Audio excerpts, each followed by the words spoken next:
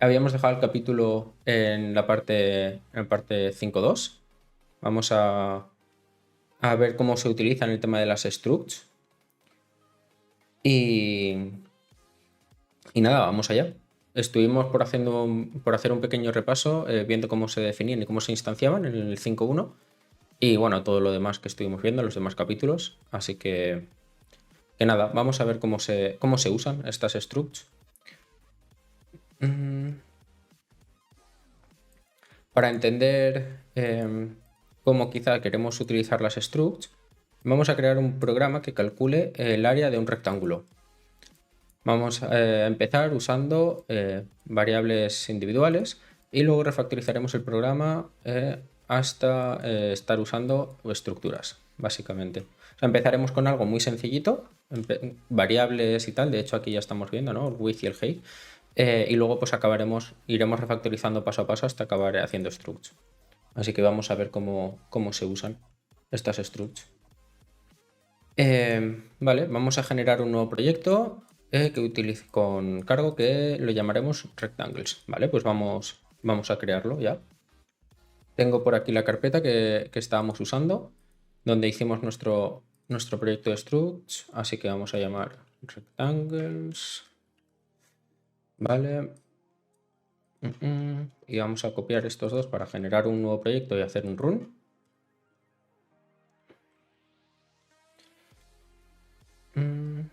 Vale. Y de hecho este lo voy a llamar struct.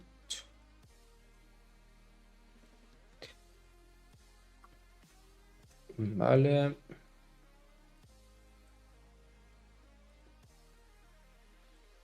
Y vamos a generarlo. Entonces, make new project rectangles. Vale.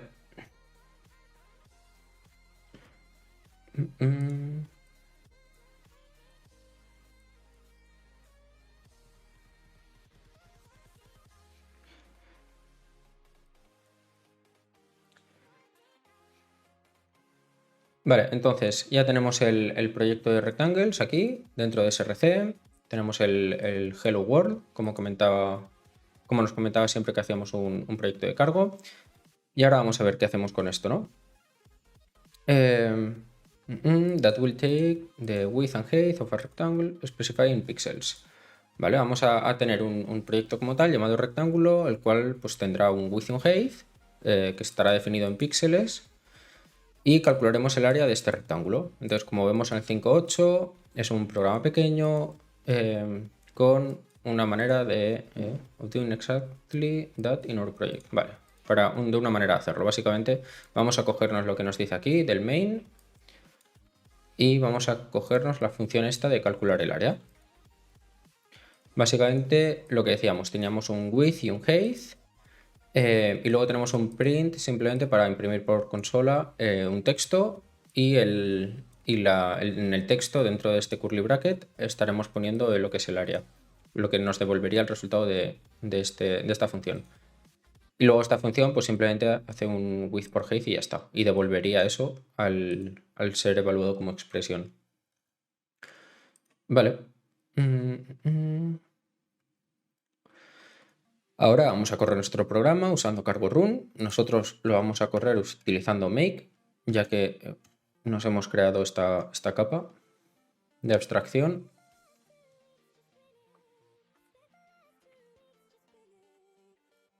Espero que se esté grabando el audio, que me ha dejado un poco rayado eso. Voy a verlo con el móvil, a ver si se está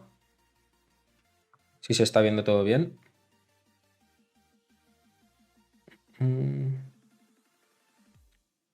A ver, 1, 2, 3. 2, 3. Vale, sí, perfecto. Pues nada, para adelante, entonces ya estoy más tranquilo. Vale, hemos ejecutado el programa y ahora sí nos vemos que imprime por pantalla el área del rectángulo es 1500 píxeles, que es lo que decíamos aquí, ¿no? Entonces, vale, aquí vemos que también en el ejemplo ya nos dice lo que estábamos esperando, vale, y entonces este código succeeds in figuring out the area of the rectangle by calling the area functions with each dimension, but we can do more to make this code clear and readable. Vale, al final está funcionando perfectamente y llama la función como corresponde y todo, pero, pero realmente podemos hacer este código mejor, ¿no? Mucho más claro y más legible. Vale, the issue with this code is evident in the signature of area. ¿Vale? El problema realmente con este código es en la firma de este método, ¿no? En la firma del método area. ¿Por qué? Porque al final entiendo que recibe un width y un height de manera separada, cuando realmente al final lo que queremos es calcular, ¿no? A nivel de lógica de negocio, por así decirlo, lo que queremos es calcular el área de un rectángulo. Entonces entiendo que tendría mucho más sentido pasarle de alguna manera estos datos vinculados, que entiendo que será hacia donde iremos. Entonces, la función área se supone que calcula el área de un rectángulo, pero esta función, para la función que hemos escrito, tiene dos parámetros y no está claro en ningún sitio del programa qué parámetro está relacionado con qué otro, ¿no? En plan, cuál es cuál o cosas así. O cuál es la relación entre uno y otro, ¿no? Entonces, sería mucho más legible y mucho más manejable, mucho más gestionable agrupar el width y el height juntos. Esto ya lo hemos hablado en One Way We May Do That in the Tuple Types. O sea, ya lo hemos hablado de una manera de hacer esto en el capítulo de Tuple Types, en la sección de Tuple Types, en el capítulo 3, usando tuplas. Así que, pues vamos a ver cómo lo haríamos con tuplas, ¿no? Refactorizando con tuplas. Como vemos en el 5.9, otra versión de nuestro programa que utiliza tuplas. Y aquí vemos ya que no tenemos simplemente un width y un height, sino que ya tendríamos como lo que sería una tupla llamada rectángulo. Entonces de hecho, vamos a crear el inner scope este aquí para ver el ejemplo. Y así vamos a ir viendo un poco la evolución dentro del mismo proyecto. Aquí, vale. ¿Cómo sería la siguiente versión que veríamos? Y es esta de aquí, ¿no? Veríamos sería un poco lo mismo. De hecho, la parte del print es exactamente igual y tal. Lo único que cambia al final es que en vez de tener un width y un height separado, hemos agrupado esto conceptualmente en una variable llamada rect, ¿vale? Y luego la función de área, pues evidentemente cambiaría. Ya no recibe por separado un width y un height, sino que al final lo que recibe sería pues unas dimensiones, ¿no? Lo ha llamado de esta manera. ¿Qué dimensiones qué quiere decir? Pues al final una tupla donde tiene dos valores, 2 sub32. Y esto ya pues los multiplica entre ellos. Entonces, de alguna manera, siempre sabes aquí ya más conceptualmente, mejor que de esta manera, que el área se calcula en base a una dimensión que viene dado con dos valores. Más o menos. Tampoco hemos ganado muchísimo a nivel de semántica, pero por lo menos hemos ganado a nivel de que estos valores ya están mejor vinculados, de alguna manera. Así que, vale. In one way, this program is better. ¿Vale? De una manera, este programa es mejor. Tampoco considero que sea muchísimo mejor, pero bueno. Las tuplas let us add a bit of structure, ¿vale? Nos permiten añadir un poco más de estructura. Y ahora estamos pasando solo un argumento. Pero por otro lado, esta versión es menos clara. Ahí estoy de acuerdo. Es mucho más claro ver, por ejemplo, a nivel de parámetros with height, que aunque de alguna manera no estén relacionados, y sabes internamente que lo están, ¿no?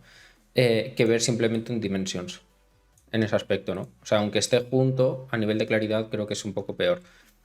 ¿Vale?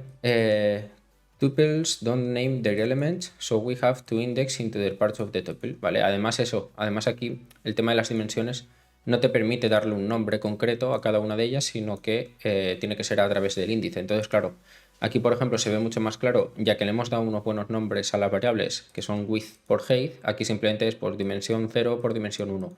Queda un poco raro. Vale, so we have to index into the parts of the tuple, making our calculation less obvious. Eso es. Al final lo hace menos obvio ese cálculo. Mixing up the width and height wouldn't matter for the area calculation, but if we want to draw the rectangle on the screen, it would matter. We will have to keep in mind that width is the tuple index 0 and height is the tuple index 1. Claro, aquí tienes que tener en mente que al final el width en la tupla es el 0 y el height en la tupla es el 1, que es lo que estamos comentando, ¿no? No te lo da semánticamente. Que en este caso, que es lo que comenta, pues en este caso al final tampoco importa tanto porque sabemos que se van a calcular uno a otro. Pero si el cálculo del área fuera un poco más complicado, no fuera simplemente una multiplicación entre los dos valores, pues claro, esto sería mucho más jaleo, ¿no? This will be even harder for someone else to figure out and keep in mind if they were to use our code. Because we haven't conveyed the meaning of our data in our code, it's not easier to introduce errors. Vale. Vale, y ahora, refactorizar con struct añadiendo mucho más significado, mucha más semántica. Entonces, vamos a utilizar struct para añadir significado, añadiendo los labels a los datos, básicamente. Podemos transformar la tupla que estamos utilizando en un struct con un nombre for the whole as well as names for the parts, ¿vale? Y que a su vez tenga también nombres cada parte de la struct. Entonces, ¿cómo quedaría esto? Vale, pues el siguiente paso entonces sería, por un lado, crearíamos la struct, como vimos en el capítulo anterior, que sería con la keyword struct, el nombre de la struct que queramos, que en este caso sería rectangle, y entre llaves las propiedades, en este caso width y height, de los tipos pues, U32, por ejemplo. Vale, luego además ya podríamos crear nuestro rectángulo y de esta manera ya estaríamos haciendo una instancia propia de rectángulo que tendría como valores 30 en el width y 50 en height y lo llamamos a esta instancia rect1. Y luego ya pues en el println simplemente llamamos a la función área pasándole una referencia de rect1. Que aquí es curioso también, por ejemplo, en los ejemplos anteriores no estábamos pasando referencias, es decir, estábamos pasando directamente el valor. Y esto con el tema del ownership que veíamos en capítulos anteriores, ¿cómo se traduciría? Pues que al final el ownership al principio estaría, por ejemplo, vamos a ver el caso de width, estaría en la variable width 1. En el momento que se le pasa a la función, el ownership lo tendría la función y por tanto la responsable de eliminar esa memoria del heap sería la función y en el momento que esta función termina lo que estaría haciendo es no solo devolver el cálculo del width por height sino eliminar la referencia del width. Por tanto, en un principio, después de utilizar la función área, entiendo que no podríamos volver a usar la variable width. No estoy del todo seguro de esto, la verdad.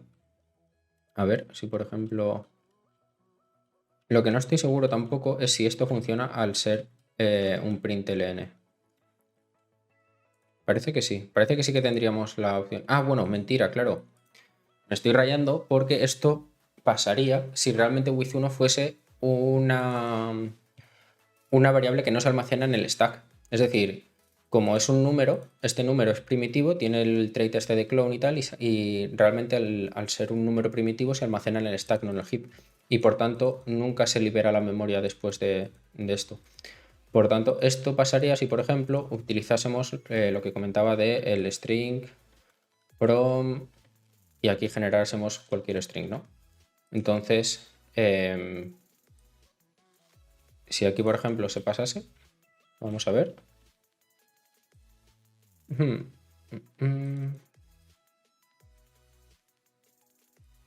A ver un momento porque creo que no me está cogiendo el Rust Analyzer. Entonces también...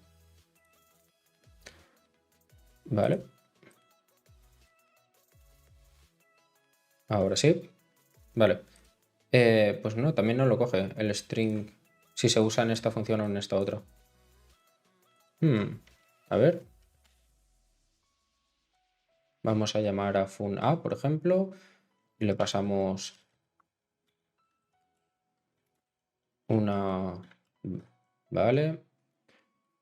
Y no hacemos nada. Y aquí llamamos, por ejemplo, a.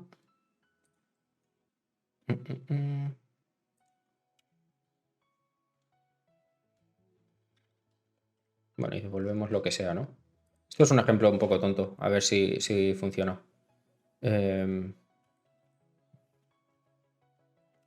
Bueno, string. Ay, no, así no. Con flechita. Vale.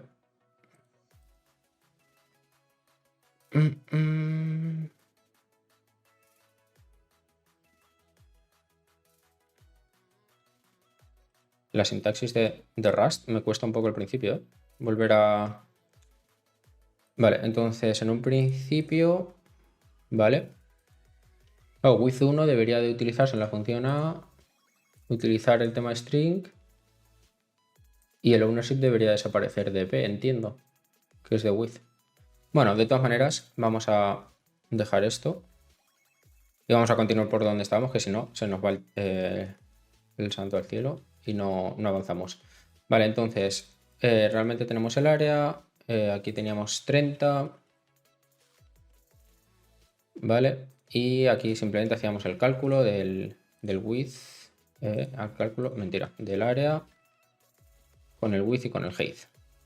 Vale, eso es. Entonces, aquí en un principio ya tenemos, ¿vale? Aquí nos falla por la función de área, que no la hemos copiado. Y vamos a ver cómo es este ejemplo. Entonces, por un lado, hemos creado el rectángulo, hemos creado la instancia, que como veíamos antes, y aquí ya imprimimos directamente área pasándole la referencia del objeto, que es donde nos habíamos distraído antes, y con la referencia del objeto, entonces ya podemos hacer simplemente pues rectangle.width o rectangle.height, ¿no? Y multiplicarlo entre ellos. Y esto quedaría bastante más semántico y mucho mejor, ¿no? Se entiende mucho mejor qué es lo que hace esta función cuando ya de por sí se llama área y además se le está pasando un rectángulo, que podría llamarse a lo mejor calculate area o cosas así también, pero bueno. Vale, vamos a ver qué nos dice. Entonces, aquí hemos definido una estructura llamada rectángulo. Dentro de los curly brackets definimos los campos como width y height. Ambos son de tipo 32. Entonces, en la función main creamos una instancia particular del rectángulo y la cual va a tener un width de 30 y un height de 50, ¿vale? Que es lo que veíamos. Nuestra función área ahora está definida con un solo parámetro, o sea, es decir, solo va a recibir un parámetro, el cual lo hemos llamado rectángulo. Este tipo una referencia inmutable, ¿vale?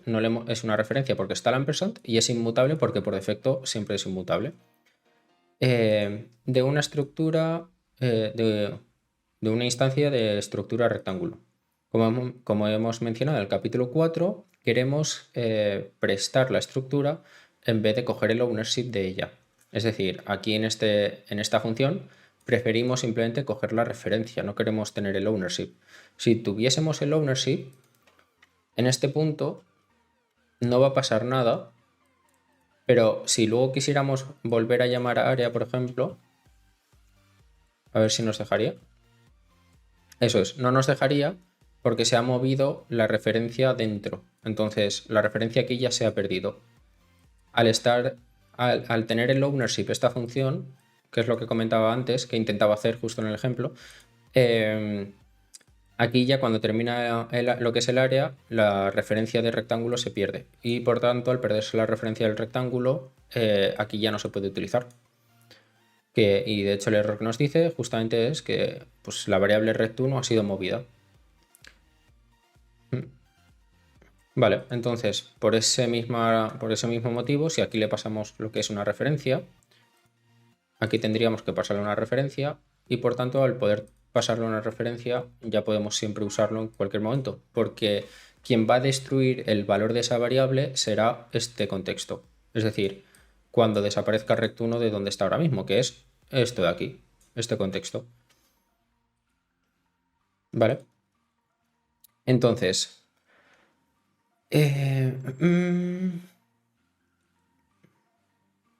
vale. Want to borrow struct, eso es, vale.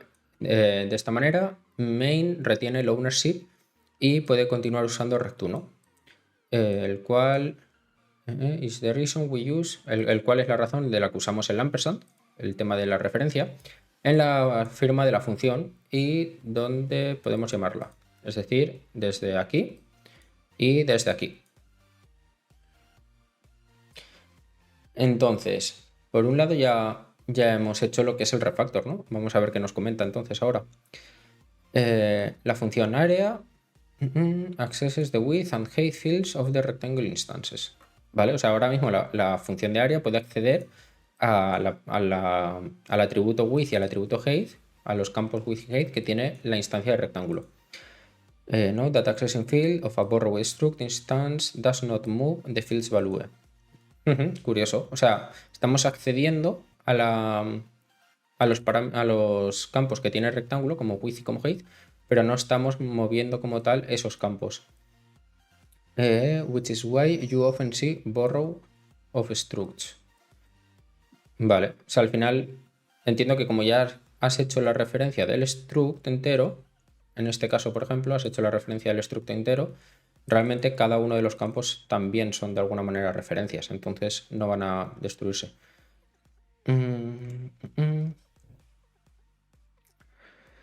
Vale.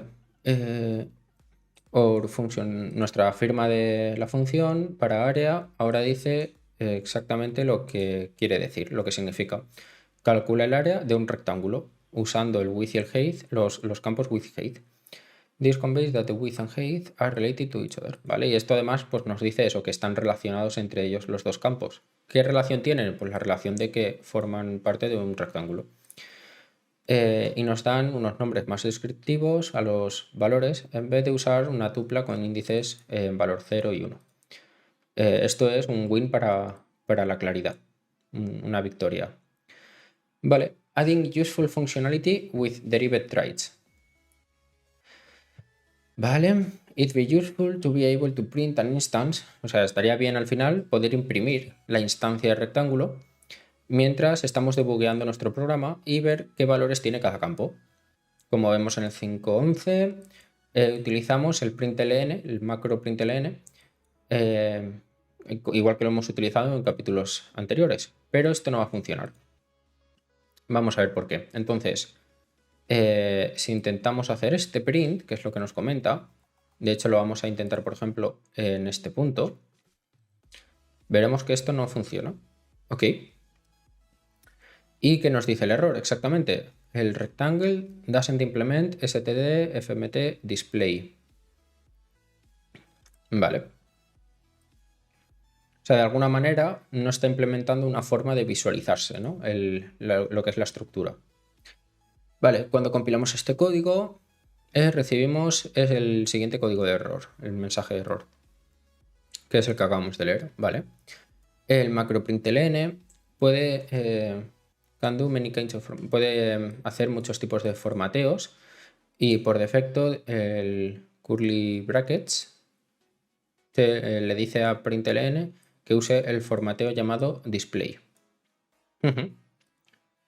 Output index for direct and user consumption. The primitive types we've seen so far implement display by default because there's only one way you want to show a one or any other primitive types of user.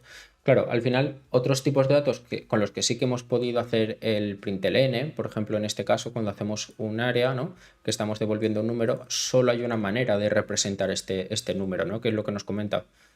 Entonces, las cosas más primitivas, los tipos más primitivos, ya tienen su propia forma de representarse porque no tienen una manera más simple ni nada así, ¿no? O sea, es la única que existe. En cambio, una estructura, pues entiendo que la puedes representar de muchas maneras. La podrías representar como un JSON, como un XML, como un, ¿no? Pensando en cualquier otro formato. Entonces, entiendo que, pues eso es lo que comenta. El por defecto del println es el modo display y de alguna manera habría que decirle cómo se va a pintar esta estructura en modo display, ¿no? Vale, entonces, but with structs, ¿vale? Pero a diferencia de esto, con estructuras, la manera de utilizar println puede formatear la salida de manera menos clara porque hay, hay muchas más posibilidades de mostrar, ¿no? ¿Prefieres comas o no? ¿Prefieres imprimir los curly brackets, las llaves? ¿Tienen que estar todos los campos mostrándose? O sea, al final es eso, dentro de una estructura se puede representar de muchas maneras, ¿no? Toda esta ambigüedad, Rust doesn't try to guess what we want. Hace que pues, Rust no pueda adivinar qué es lo que tú quieres, ¿no? Y las structs no tienen una manera de proveértelo. Don't have a provided, no tiene una manera de proveerte la implementación de display para usar en el println dentro de los curly brackets que utiliza el println como placeholder. Vale, entonces, hasta aquí todo claro. Si continuamos leyendo el error, podemos encontrar una nota útil y a ver lo que nos comenta aquí. Como siempre, los errores de Rust, de hecho, nos proveen bastante información, incluso formas de ayudarnos. Si intentamos hacer el run otra vez, por ejemplo, vamos a ver qué error y qué ayuda nos dice aquí. Vale, aquí lo que comentamos, el error, el rectángulo, la estructura rectangle, no implementa el modo display, que es el que utiliza por defecto el println. O sea, vamos entendiendo un poco ya todo esto, ¿no? El porqué. Entonces, help. El trait std-fmt display is not implemented for rectangle. Vale. Nota. In format strings, you may be able to use este modo o este modo para utilizar prettyprint. Instead, this error originates in the macro, bla bla bla, which comes from the expansion of the macro println. Inactively wills run with -z for more information. Vale, no nos dice mucho más que esto de aquí, ¿no? Estas dos maneras de hacerlo. Que entiendo que al final que sería o sea, que estaría dentro del placeholder este que comentábamos. No hice muy bien dónde habría que usar esto, pero bueno, más o menos te da una ayuda, ¿no? Entonces vamos a ver esta ayuda, cómo interpretarla. Vamos a intentarlo. En println macro, en la llamada, vamos a ver, will now look like, vamos a hacer lo que parezca esto. Es decir, lo que decíamos del curly brackets, que nos estaba diciendo el mensaje de error. En vez de ponerle las llaves estas, vamos a ponerle esta, por ejemplo, ¿no? Con 2 puntos y interrogante. Pues vamos a ver. Vale, y ahora nos salta otro error diferente. Ahora ya no nos dice que no implementa display, nos dice que no implementa debug. Porque, a ver, vale, vamos a ver entonces. Putting the specifier question mark inside the curly brackets del println we want to use an output formatted called debug. O sea, por defecto el println utiliza display, que es el de simplemente los curly brackets vacíos. Ahora le hemos dicho que queremos que implemente, o sea, que se muestre con la manera de representación de debug. ¿Vale? Pero tampoco igualmente, el error que nos está diciendo es que igualmente tampoco implementa esa manera de debug. Entonces, the debug trait enabled us to print our struct in a way that is useful for developers so we can see its value while we're debugging our code. ¿Vale? El modo debug nos habilita el imprimir la estructura de una manera que es útil para los desarrolladores, que puedan ver pues, los valores que mientras estamos debugueando nuestro código. Vale, entonces compilamos el código con estos cambios. Draft, we still get an error. Vale, entonces seguimos manteniendo un error. Que de hecho el código de error diría que es el mismo, sí. Es el E0277. Vale, este código de error, lo único que esta vez nos dice que con el debug en vez de con el std format display. Entonces vamos a ver qué es esto. Vale. Pero otra vez el compilador nos da una nota de ayuda, ¿no? Útil. Y en este caso vamos a ver si volvemos a ejecutarlo. Vale, ahora nos dice, eso es, no puede usarse el formateo de debug, este que veíamos. Y vamos a ver qué nos dice. Entonces, nota, añade esto de aquí a el rectángulo o manualmente implementa debug for rectangle. Nota, este error es originado en el macro, bla, bla, bla, vale, que es lo mismo que había antes. Entonces ya nos está diciendo una manera de solucionar esto. Por tanto, lo que nos está diciendo es, a nuestra estructura rectangle tenemos que añadirle esto de aquí, para que de alguna manera implemente esa forma de hacer debug, ¿no? Esa forma de representar el debug, que diga. O si no, lo que puedes hacer es manualmente implementar este debug for rectangle. Entonces vamos a ver cómo sería añadiendo esto, que entiendo que sería de alguna manera añadirlo así. No, esto no. A ver que lo copie bien. Vale. Entonces, vale, vemos que ahora ya no nos sale el error. Se ha implementado el debug con esta macro de aquí.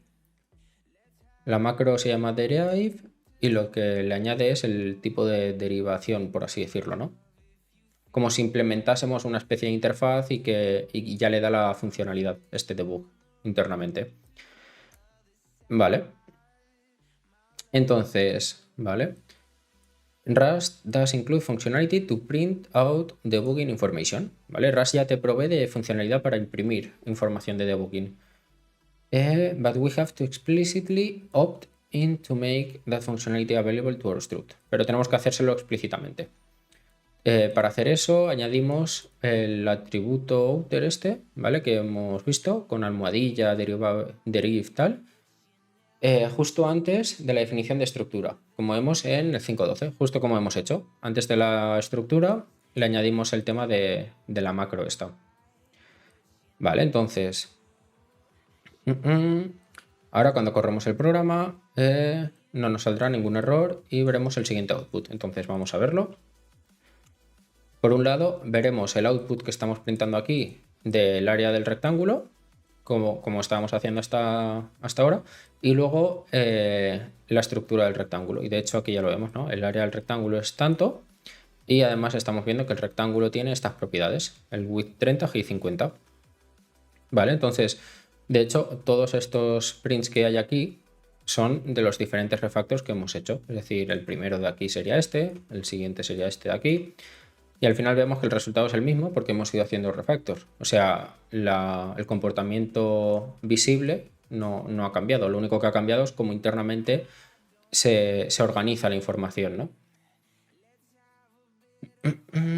Vale, vamos a continuar. Nice. It's not the prettiest output, but it shows the value of all the fields for this instance. No es la salida más bonita, pero estamos mostrando ya valores de los campos de esta instancia.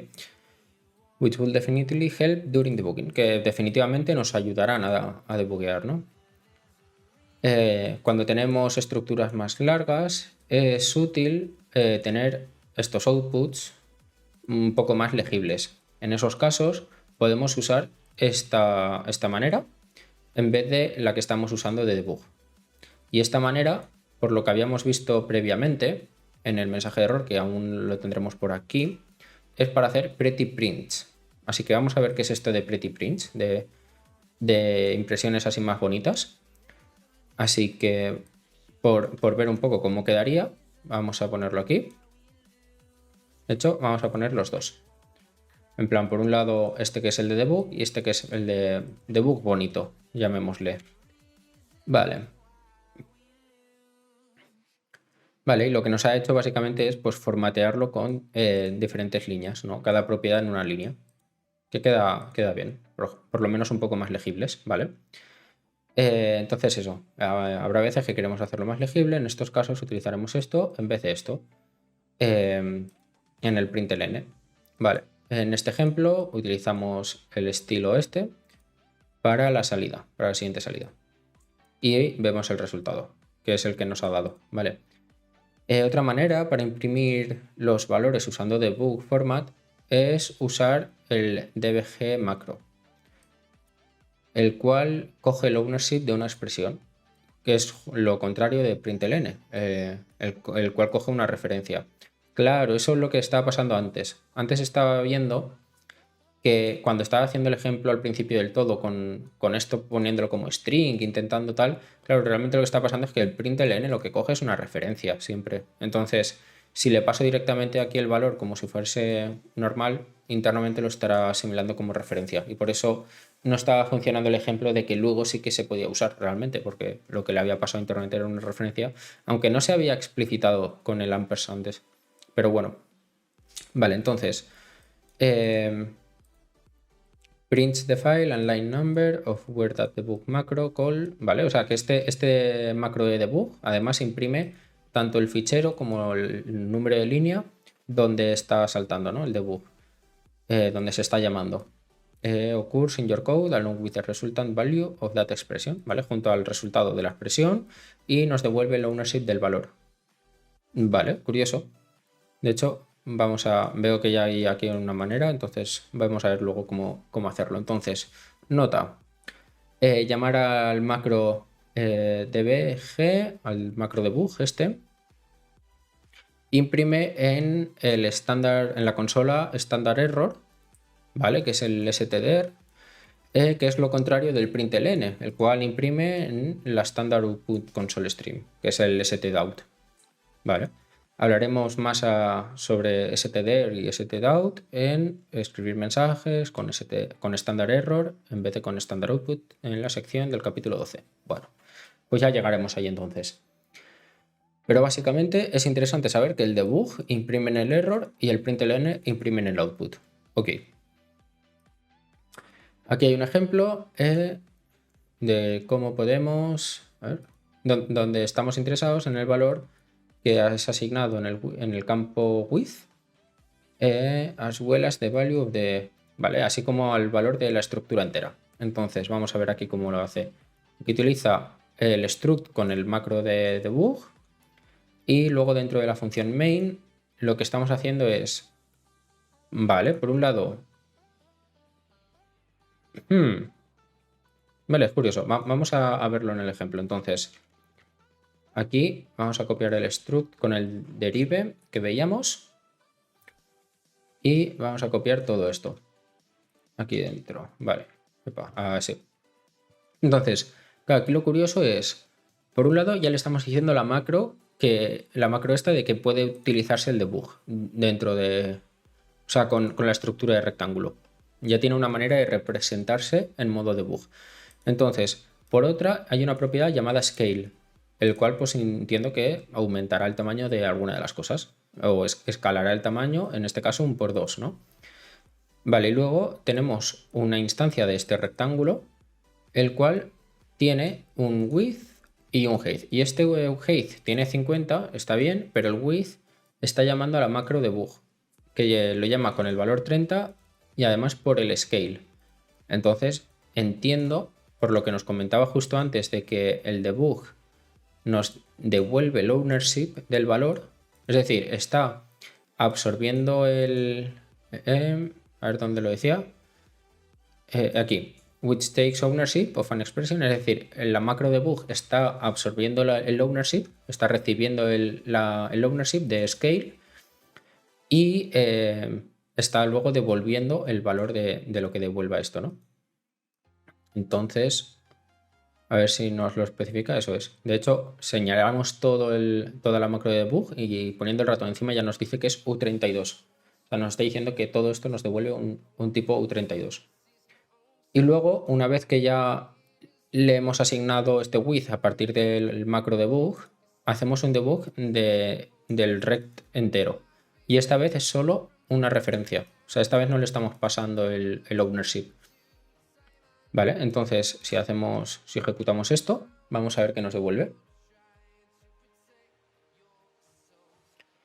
Vale, curioso. Aquí, por ejemplo, ya nos está diciendo el fichero y la línea, es decir, la línea 63, que es esta de aquí, y nos está diciendo, vale, 30 por scale, que es lo que le ha entrado al macro de debug, y nos está diciendo igual a 60.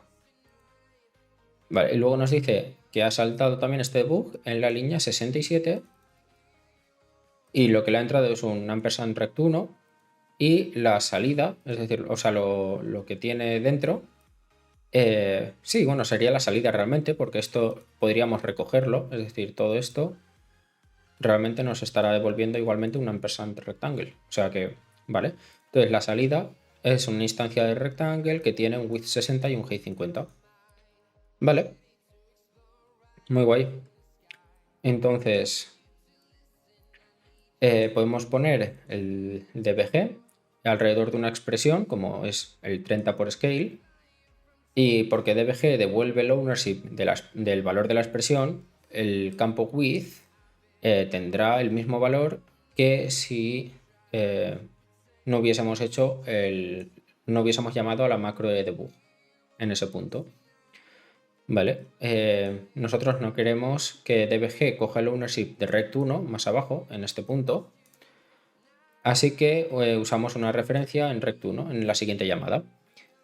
Esta sería la salida del ejemplo que estábamos viendo y es justo lo que acabamos de ver, ¿no?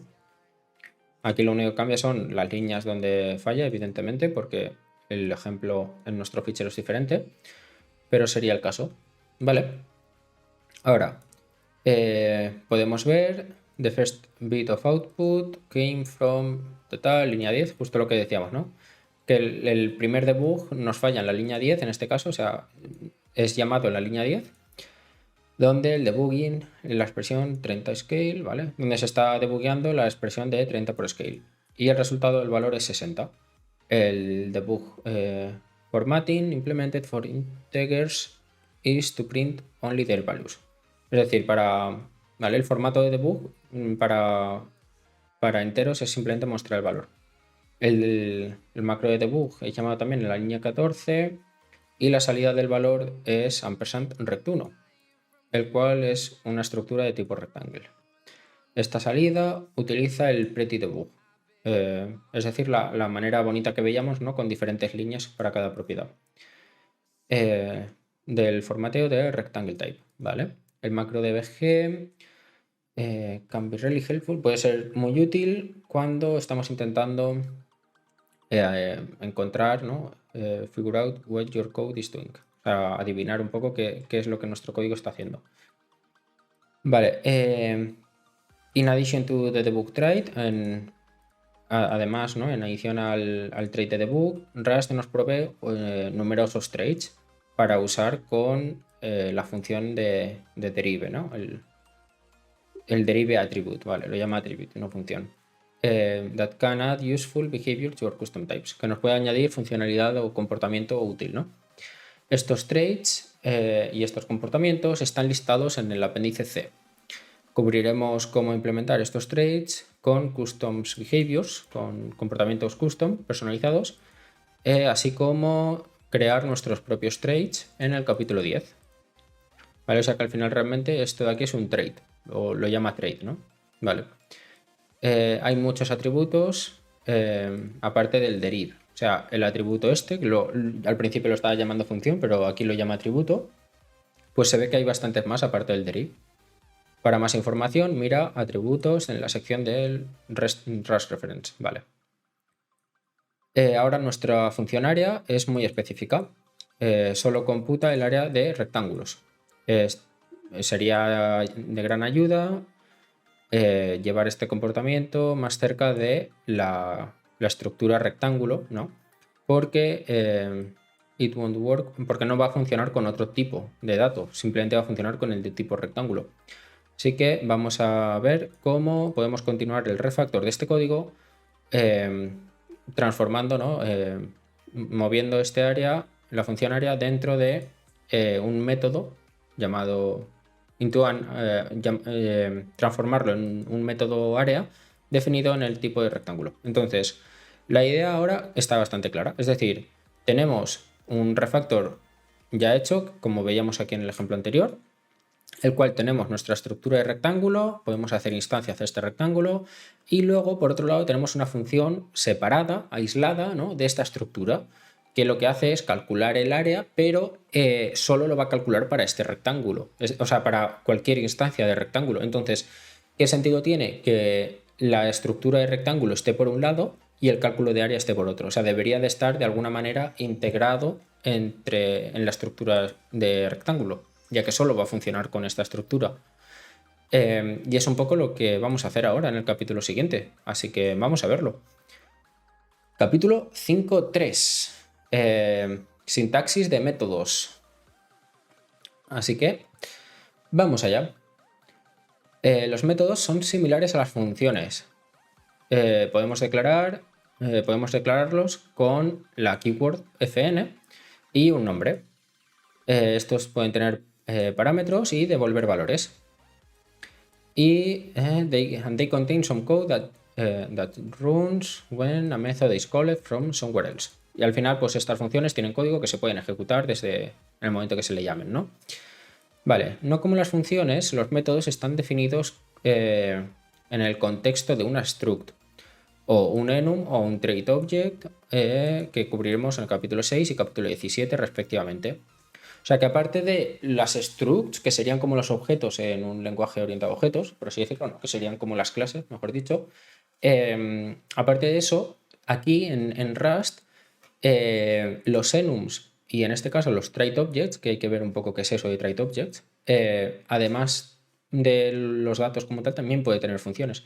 Y aquí es donde hay una fina línea, ¿no? Que no me termina un poco de quedar a lo mejor no clara, sino a lo mejor ver la utilidad, por así decirlo, ¿no? De qué hace o qué diferencia un enum de un struct si los dos al final pueden tener un poco lo mismo, ¿no? Es decir, si un enum puede tener propiedades y funciones y un struct también, en qué casos realmente vamos a querer uno y otro. Entonces, supongo que eso lo iremos viendo.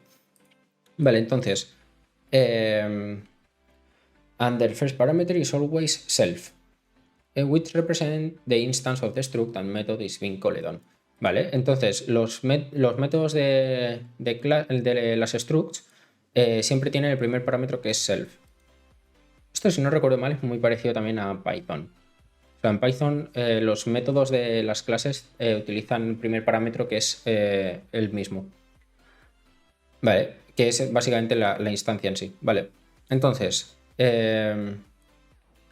definiendo métodos.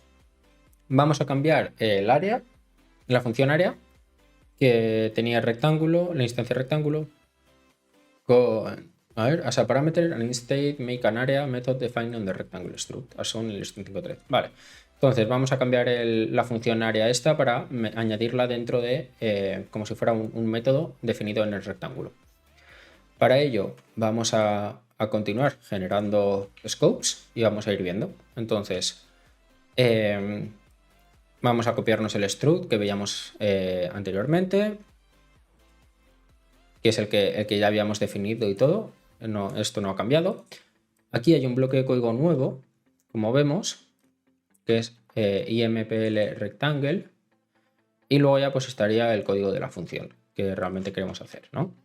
Y en este caso pues sería una instancia de rectángulo, que esto tampoco ha cambiado, y luego el println, vemos que lo que ha cambiado no es tanto el texto, sino el cómo estamos llamando a la función área, que en este caso me parece muchísimo más semántico, ¿no? De decir, vale, rect1 área. En este caso a lo mejor me gustaría más un calculate area o algo así, ¿no? O get area. Bueno, área está bien, vale, sí. Porque al final realmente te da igual si lo que está haciendo es calcular el área o ya la tenía previamente calculada, sino que lo que quieres es recoger el área. Entonces, vale, me parece bien. Entonces, ¿cuál es el bloque nuevo que veíamos, no? El de IMPL. Entonces, esto al final lo que está haciendo es como una implementación de rectángulo, el cual añade la función área que veíamos previamente. Y aquí la función área también ha cambiado, ya no es como la que teníamos definida previamente aquí arriba, que recibía un rectángulo y hacía el punto width y el punto height de ese rectángulo, sino que ahora lo que recibe es el ampersand self, y a este self le puede hacer punto width y punto height. Y el retorno es el mismo, es 1.32. Lo único que le diferencia es de dónde coge ese width y ese height. Antes lo estaba cogiendo del rectángulo que le llegaba por parámetro, y ahora lo está cogiendo de la propia instancia de rectángulo, que es el self este. Lo curioso aquí también es que tiene un ampersand, que al final es como que está cogiendo la referencia simplemente. Y entonces, a partir de aquí ya por eso este rect1 puede hacer punto área, porque rect1 es la instancia concreta que se le pasaría como internamente dentro de área, como primer parámetro por así decirlo, y entonces esta instancia ya haría el punto width y el punto height, que serían en este caso 30 y 50, porque son de rect1. Así que vamos a ver cómo nos lo explica. Vale, para definir una función en el contexto del rectángulo, de la estructura rectángulo, empezamos con la keyword IMPL, implementation. Vale, empezamos con un bloque implementation para el rectángulo. Lo llama bloque implementation, vale. Everything within this IMPL, cualquier cosa que esté dentro de este de bloque IMPL puede estar asociado con el tipo rectángulo. Claro, aquí el IMPL está asociado al rectángulo porque le decimos que queremos una implementación para esta estructura, entiendo, ¿no? Vale. Then we move the area function within the IMPL curly brackets. Entonces movemos la función de área dentro de los curly brackets del bloque de implementación, ¿no? Y cambiamos unchanged the first, and in this case only parameter to be self. Vale, en este caso cambiamos simplemente el primer parámetro para que sea self en la firma. Y en cualquier sitio, anywhere within the body, ¿vale? En cualquier sitio del cuerpo, ¿no? De la función. Entonces, aquí como veíamos, habíamos cambiado el primer parámetro y ahora ya recibe self y en todos los sitios del body de la función también recibirás, se llamará self esta vez. Vale, en main, donde llamamos a la función área y le pasamos rect1 como argumento, podemos en vez de eso usar el syntax method, o sea, el sintaxis de método para llamar a área, al método área de nuestra instancia de rectángulo, que es lo que veíamos aquí. Vale, el método de método syntax goes after an instance. Vale, la sintaxis de método va después de la instancia. Evidentemente, si no hay instancia, no puedes llamar a un método de la instancia. Es una tontería, ¿vale? Añadimos un punto seguido del nombre del método y los paréntesis sin ningún argumento, que sería como llamaríamos a cualquier función prácticamente, ¿no? de la instancia, con punto y el nombre de la función. De hecho, el autocompletado aquí nos dirá las cosas que podemos hacer con rect1. Es decir, con rect1, ¿qué podemos hacer? Pues por un lado, llamar a área, que está dentro de un bloque de implementación, o obtener el parámetro height o obtener el parámetro width, en este caso, ¿no?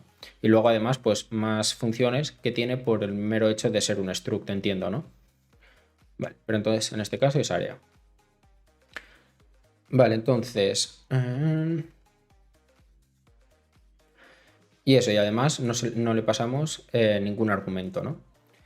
En la firma de área usamos el ampersand self en vez de el rectángulo, ampersand rectángulo. El ampersand self es realmente una abreviatura de self ampersand self. O sea que realmente esto y esto es lo mismo. Dentro del bloque de IMPL, el tipo self es un alias para el tipo de la implementación, del bloque de implementación para el cual está haciendo esta implementación. Es decir, el tema self, si hiciésemos lo que comentamos aquí, ¿no? Que ese sería el alias, esto sería ampersand, ¿vale? Este self en mayúsculas lo que está diciendo básicamente hace referencia a rectangle. De hecho es curioso cómo se subraya rectangle también. Si os fijáis, por ejemplo, hago doble clic para señalar toda la variable de self y solo se me marca pues self en tanto el width como el height. Pero si hago doble clic en lo que es la clase, se me marca también rectangle, como que está identificando de alguna manera que self es este rectangle. Pero bueno, esto al final, como veíamos, se puede abreviar, ¿no? Simplemente poniendo el ampersand aquí y ya estaría. Así que mejor si nos ahorramos código. Vale, entonces... eso es, el tipo self es un alias para el tipo, que es lo que veíamos, ¿vale? Los métodos tienen must have a parameter name self of type self, ¿vale? O sea, los métodos que hay dentro de la struct tienen que sí o sí llevar el primer parámetro como self, ¿no? Que sería de tipo self. Y esto tiene que ser como primer parámetro, ¿vale? Así que Rust lo abrevia, como es algo obligatorio, de alguna manera que siempre vas a tener que hacerlo de esa manera, pues Rust te ayuda y puedes hacer una abreviación utilizando solo el nombre self como primer parámetro. Vale. Note that we still need to use the ampersand in front of the self shorthand. Es decir, que aunque utilicemos la manera más abreviada, necesitamos igualmente ponerle el ampersand al principio para indicar que este método es una referencia, está cedido. Vale. Es una referencia de la instancia en sí misma, del tipo self. Vale. Ya estás with it in rectangle, igual que habíamos hecho con la manera anterior con el tema rectángulo. Los métodos pueden tener ownership de sí mismos, de self, pueden dar prestado self inmutable, as we have done here, como hemos hecho aquí, o pueden prestar self mutablemente. Just as they can any other parameter. ¿Vale? Igual que podrían hacerlo con cualquier otro parámetro. Vale, entonces, claro, es curioso que puedes incluso hacer esto, ¿no? Rollo sin el ampersand, con el ampersand o con el ampersand mood, por ejemplo. O sea, podrías al final utilizar los métodos de diferentes maneras, ¿no? Aunque sea un método de la instancia, podrías querer hacer diferentes cosas. Y me parece bien especificar en la firma qué cosas van a requerir o qué cosas se van a necesitar en ese método. Para así, sin ni siquiera tener que entrar, pues sabes qué es lo que hace. Vale, entonces, we choose, hemos elegido ampersand self aquí por la misma razón que habíamos elegido ampersand rectangle en la versión anterior de la función. No queremos tener el ownership. And we just want to read the data y solo queremos leer los datos de la estructura, no escribir en ellos. Si quisiéramos cambiar la instancia that we call the method as a part of what we method does, we'd use moodself. Si quisiéramos modificar esta instancia en concreto, ¿no? Pues utilizaríamos el moodself como primer parámetro.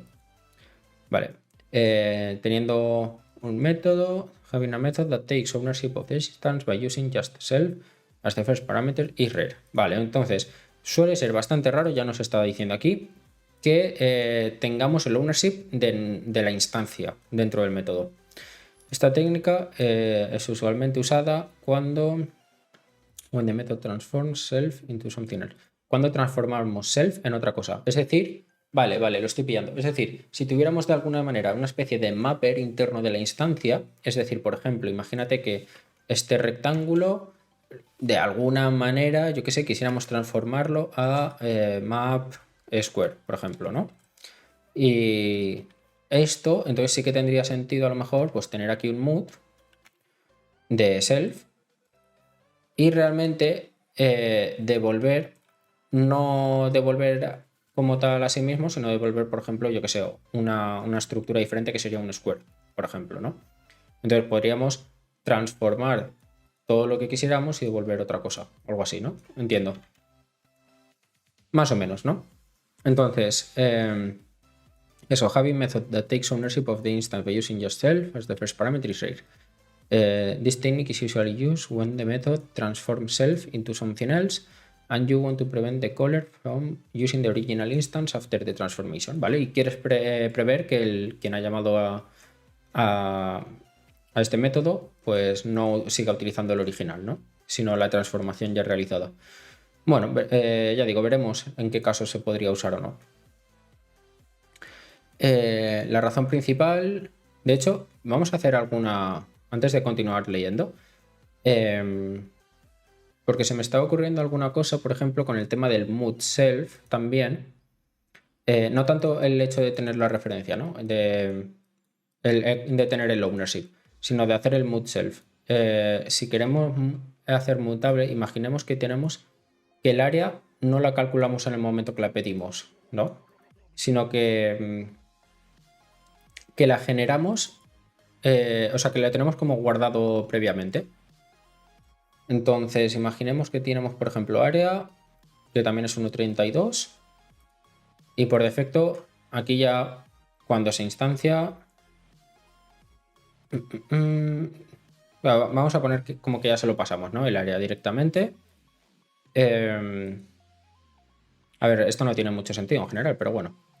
Claro, aquí, si hacemos área, lo que podemos hacer es simplemente hacer que sea mood, modificar este área de alguna manera, en plan self área.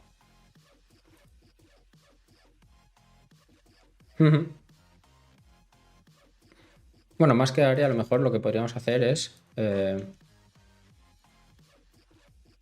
add one area, por ejemplo, o tu área. Entonces esto sería el mood y a este self área lo que haría es área más 1, por ejemplo, ¿no? Y esto aquí lo que podríamos hacer simplemente es tener como una especie de getter que nos devuelva el este. Entonces, por un lado podríamos llamar a añadir uno área, modificaríamos el área. Y entonces aquí sí que necesitamos este mood, por ejemplo, ¿no?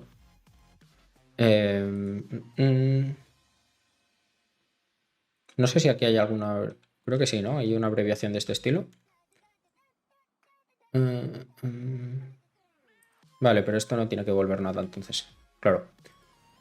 Ahora sí. No devolvemos nada. Simplemente añadimos uno al área. Estamos mutando como tal la instancia. Y luego podríamos tener un método diferente que sí que devolviese el área, ¿no? Esto, bueno, un ejemplo muy chorro.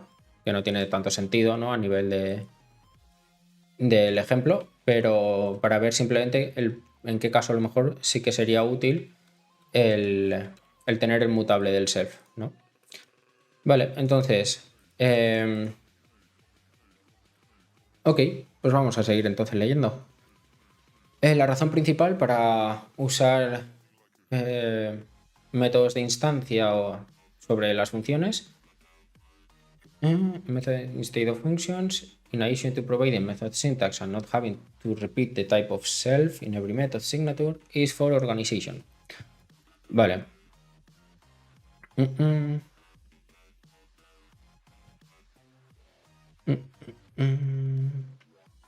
Al final, a ver, es por organización.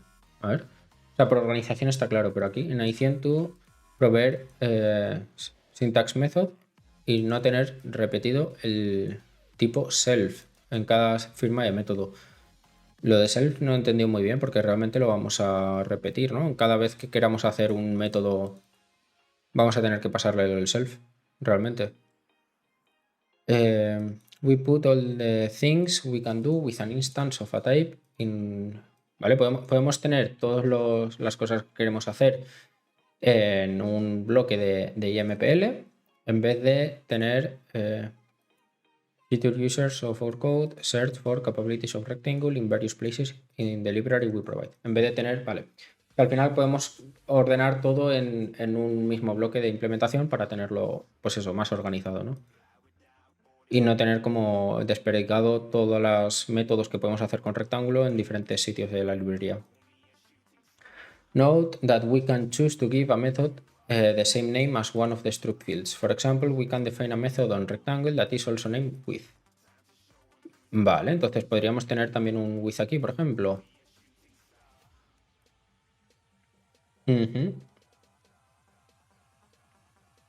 Vale. Y este width, lo usa de esta manera, por ejemplo, ¿no? Vale, me gusta. O sea, aquí, o sea, me gusta el hecho de que no te limite que el nombre pueda ser un parámetro, una función. O sea, pueden ser las dos cosas. Y depende si lo llamas con llaves, será una función. Y si lo llamas en plan sin llaves, pues será una propiedad, ¿no? Vale, está bien. Ok. Here we're choosing to make the width method return true if the value in the instance width field is greater than 0 and false if the value is 0. Vale, entonces este método width nos devuelve pues eso. True si es mayor que 0 y false si es menor que 0. Y en este caso el if lo que hará es, si realmente nos ha devuelto un true, es decir, si el width es mayor que 0, que en este caso sí que lo es, nos va a imprimir esto y nos imprimirá pues el tamaño del width. De hecho vamos a ejecutarlo para verlo. Vale, ahí lo vemos. El rectángulo no tiene un width de 0 y tiene 30. Vale. Ok. We can use a field within a method of the same name for any purpose. In main, when we follow rect1 with paréntesis, Rust knows we mean the method with, ¿vale? O sea, cuando lo llamas con paréntesis, Rust sabe que le estás llamando al método, a lo que es el método. Y cuando no utilizas paréntesis, Rust sabe que lo que estás llamando es a la propiedad. Eso está guay. Ok. Often, but not always, o sea, a veces, pero no siempre, donde llamamos al método con el mismo nombre que el field, queremos que nos devuelva el valor del campo y nada más. Métodos como este son llamados getters. Rust does not implement them automatically for struct, ¿vale? Rust no los implementa automáticamente para los campos de los structs, como otros lenguajes lo hacen. Getters son útiles cuando puedes hacer campos privados. Pero el método público... Pero claro, pues los getters son útiles cuando quieres los campos privados, pero los métodos públicos. Y esto nos habilita acceder a read-onlys, a campos read-onlys como parte de una API pública. Esto lo debatiremos sobre el tema público y privado. And how to designate a field, ¿vale? Y cómo designar un campo o método como público o privado en el capítulo 7. Vale, entonces, básicamente esto incluso podríamos hacerlo como una especie de getter, ¿no? Que es lo que nos comentaba. O sea, si queremos de alguna manera tener este campo with privado dentro del rectángulo y que nadie lo pueda ni leer, ni modificar, ni nada, podemos luego además tener una función getter llamado with y que nos devuelva pues el lu32 concreto, ¿no?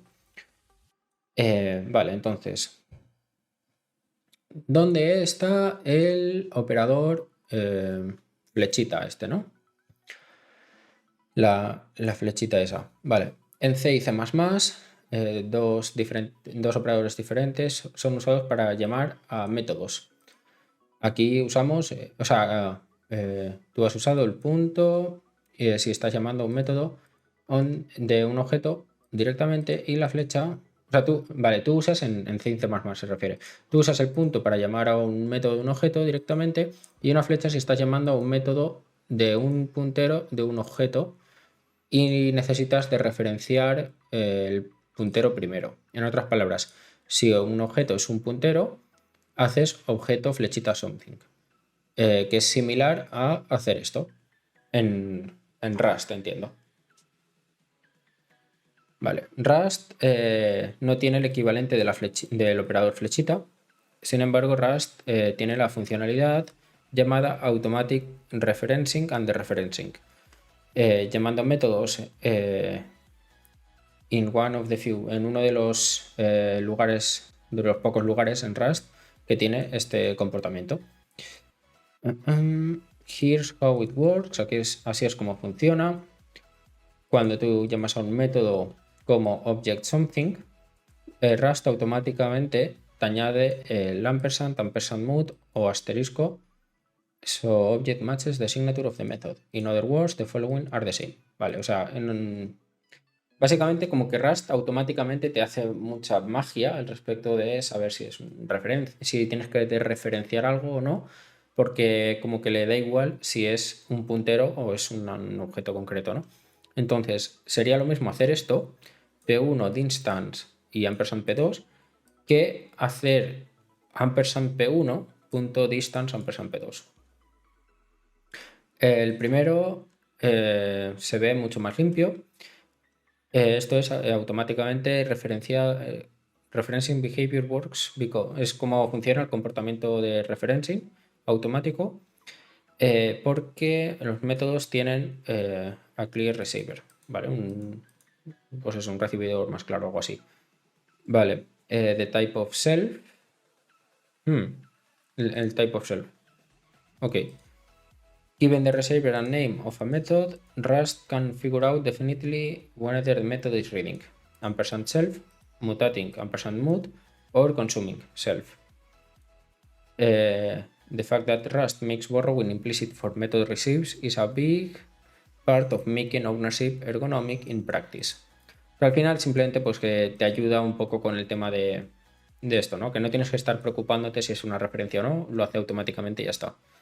Mejor, menos cosas de las que tener en mente.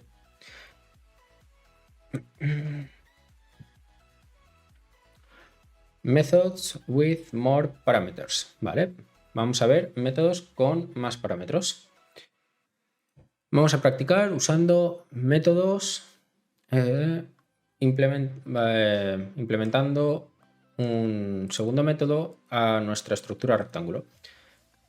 Esta vez queremos una instancia de rectángulo que coja otra instancia de rectángulo y nos devuelva true si el segundo rectángulo puede entrar completamente dentro de sí mismo, ¿no? Del primer rectángulo. Por otro lado, devolverá false. O sea, si no puede entrar, devolverá false. Esto es, una vez que hemos definido el método canHold, tendremos la posibilidad, ¿no?, de escribir el programa 5.14. Entonces, vamos a ver qué es lo que nos comenta aquí. Entonces, abrimos un nuevo scope de estos y vamos a poner esto de aquí. Y para que no copie todo bien, vale. Y vamos a coger la struct de rectangle, como veíamos. Vale, con el debug. Entonces, ahora de lo que se queja es del canHold, así que vamos a implementarlo nosotros, a ver cómo quedaría, ¿no? Entonces, por un lado, la keyword IMPL que decíamos, por otro lado el rectangle, y aquí ya en los curly brackets crearíamos la keyword fn para la función, que sería una función de rectángulo. Lo llamaríamos canHold, como decíamos. El primer parámetro, al ser un método de esta instancia, al ser un método de instancia, recibiría el &self, como decíamos. Y entiendo que al final el segundo sería un ampersand rectangle. Y aquí lo que devolveríamos es un bool, ¿vale? Missing type. Ah, bueno, mentira.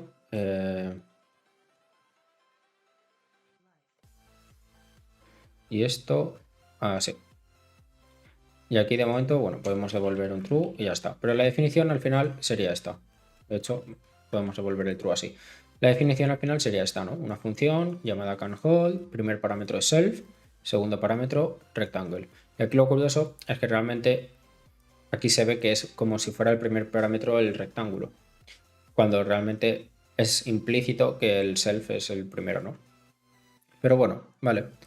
Eso es una de las cosas como que me chirrían un poco realmente. Que aquí a nivel de argumentos ves dos, pero aquí realmente estás viendo uno. Y el primero es el rectángulo, pero aquí realmente el primero es self, ¿no? Entonces, y como que no sé si me termina de gustar esto, sinceramente. Pero bueno, o sea, entiendo un poco el por qué lo hacen, pero a lo mejor habría otra manera de especificar que este método es de instancia sin tener que ponérselo en el argumento de alguna manera, ¿no? Y que aquí pues se refleje realmente tanto la definición a la hora de llamar como a la hora de llamarlo, ¿no? Que se vincule de una manera mucho más específica entre los dos. Pero bueno, vale, ok. Entonces, the expected output would look like, el expected output se verá algo como lo siguiente, porque ambas dimensiones de rect2 son más pequeñas que las dimensiones de rect1, pero rect3 es más grande que rect1. Vale, entonces, bueno, es más ancho, mejor dicho, que rect1. Entonces, aquí lo que se vería al final es que rect1, si puede mantener rect2, es que sí, porque rect1 es 30-50 y rect2 es 10-40, o sea, es más pequeño en ambos sentidos, por tanto sí que entraría dentro de rect1. Y luego rect1 puede mantener rect3 falso, porque aunque sí que lo pueda almacenar en height, en width no puede, porque este es 60 y este es 30. Por tanto, ese sería un poco el resultado que debería de dar, ¿vale? Sabemos que queremos definir un método, así que so it will be within the impl rectangle block. Así que hacemos básicamente el bloque de implementación para rectángulo. El método llamado canHold, ¿vale? Se llamará canHold y recibirá un immutable borrow of another rectangle as a parameter. O sea, recibirá una referencia inmutable, que es justo lo que habíamos hecho. Es una referencia y por defecto pues no es mutable. Así que, vale.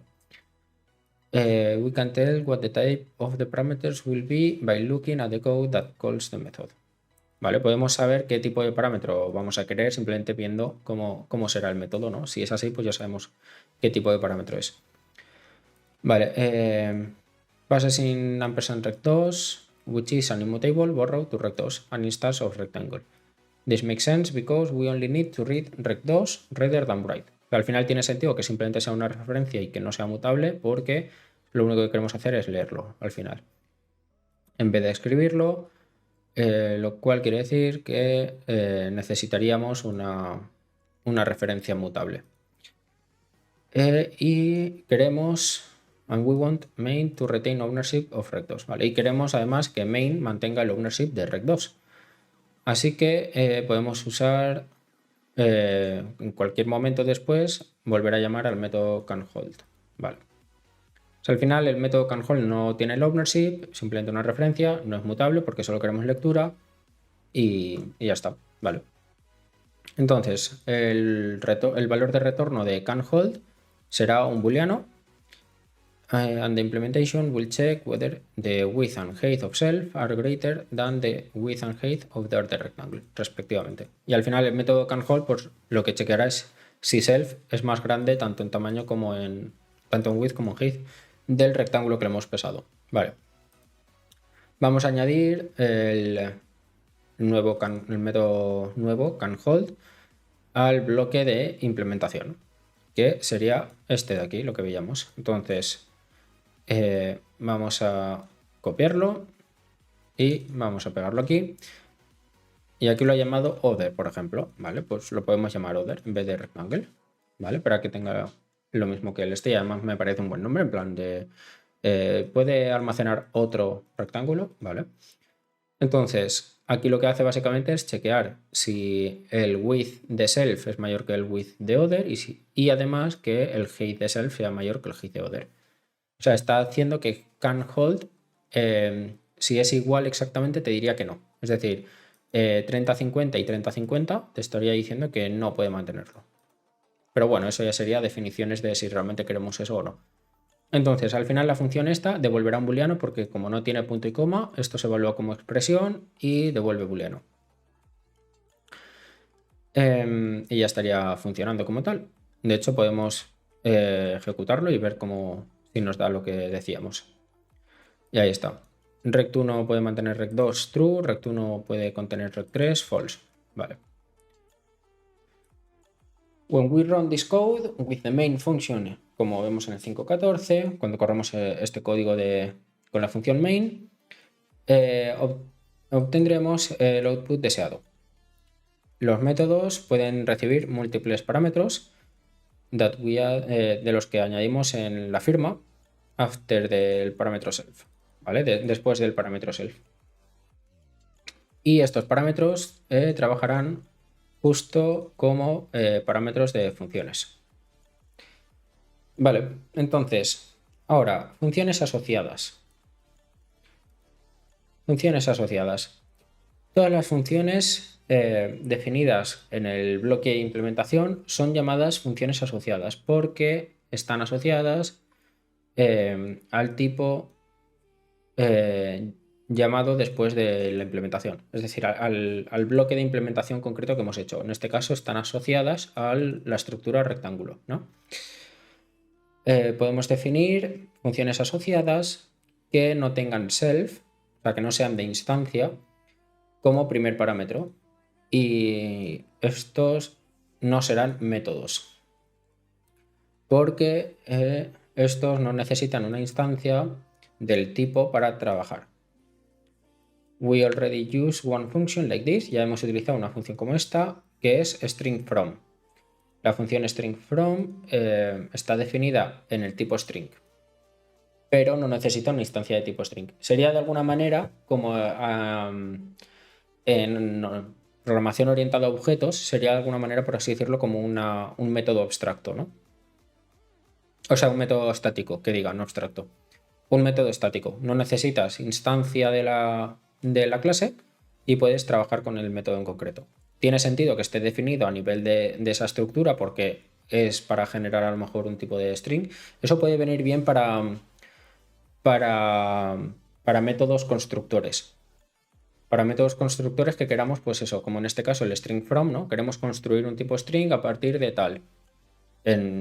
A lo mejor en nuestro negocio queremos construir un usuario en base a un DTO o queremos construir un lo que sea, ¿no? Pues no siempre, o sea, por no hacerlo siempre con el método new, porque a lo mejor queremos tener varias maneras de construir un objeto, podemos hacerlo con funciones de este estilo, ¿vale? Funciones asociadas, data methods, que no son métodos, son, mira, justo lo hice, ¿no? Son usadas habitualmente como constructores que nos devuelven una nueva instancia del struct.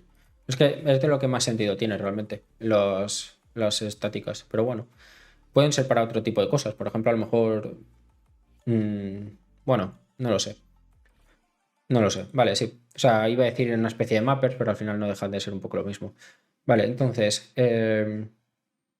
esto es llamado habitualmente new, pero new no es un nombre especial y no está construyendo en el propio lenguaje la palabra new está, ¿no?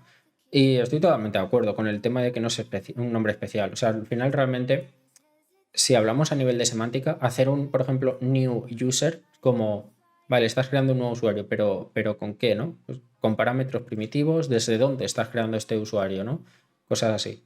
Desde base de datos, lo estás construyendo desde la interfaz que te ha venido con parámetros sueltos que te ha venido desde una petición de la interfaz, por ejemplo, ¿no? Entonces es como, a mí personalmente me gusta bastante más el hecho de tener métodos mucho más semánticos que te digan lo que está haciendo y lo que está pasando. Vale, entonces, por ejemplo, podemos elegir proveer una función asociada al nombre square, ¿vale? Cuadrado, that will have, que solo tendrá una dimensión de parámetros y que usará esto como voz, como width y como height. Esto hará mucho más fácil el crear cuadrados en la estructura rectángulo en vez de tener una especificación, o sea, una estructura, por así decirlo, ¿no? Con el mismo valor dos veces, entiendo. Vale, y esto sería una manera, por ejemplo. Y de hecho, por lo que vemos aquí ya en este ejemplo, podemos tener diferentes bloques de implementación para la misma estructura.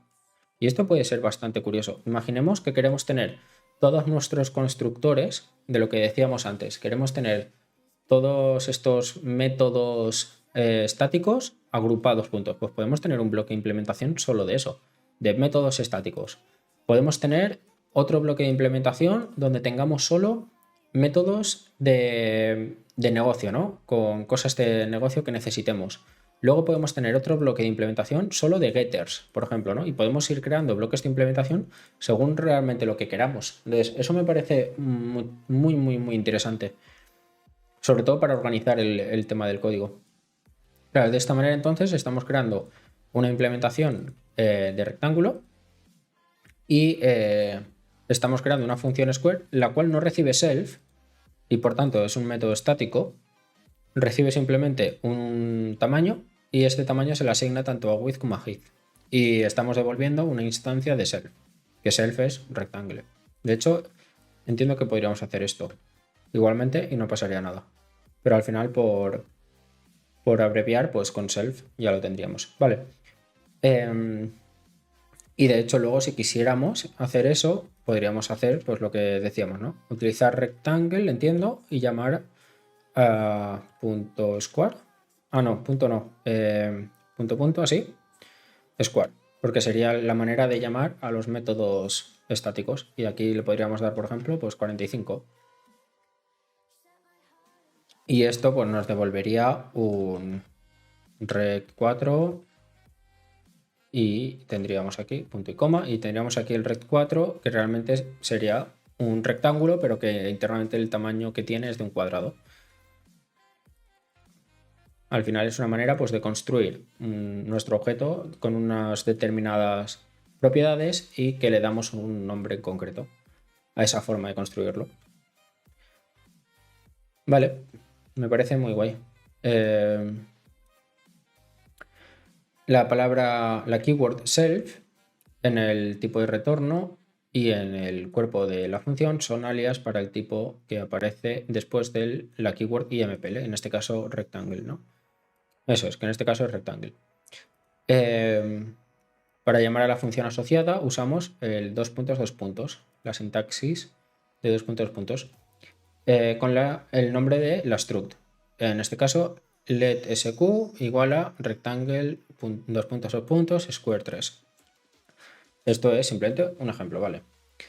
Esta función es namespaced by struct, ¿vale? Está como con un namespace en base a la estructura, con la sintaxis de dos puntos, es usada para ambos, funciones asociadas y namespaces creados por módulos. Discutiremos los módulos en el capítulo 7. Vale. Múltiple IMPL blocks. Mira, justo esto lo acabamos de ver, justo en el ejemplo casi de casualidad. Cada estructura está permitida tener múltiples bloques de implementación. Por ejemplo, en el 5.15 es equivalente al código enseñado en el 5.16. Vale, el 5.15 entiendo que lo metía todo en un mismo bloque, eso es. Y aquí pues lo vemos en diferentes, ¿no? El can hold y el área, que es lo que habíamos hecho casi sin darnos cuenta. Vale, el cual tiene los métodos para cada bloque de IMPL. Ya digo, a mí esta forma de hacer las cosas me parece bastante interesante, bastante guay. Me gusta. No hay razón para separar estos métodos en múltiples bloques de implementación aquí, pero es una sintaxis válida. Veremos casos en lo cual pues, múltiples bloques de implementación son útiles en el capítulo 10, donde discutiremos sobre tipos genéricos y traits. Así que, recapitulación, y acabando ya el capítulo 5.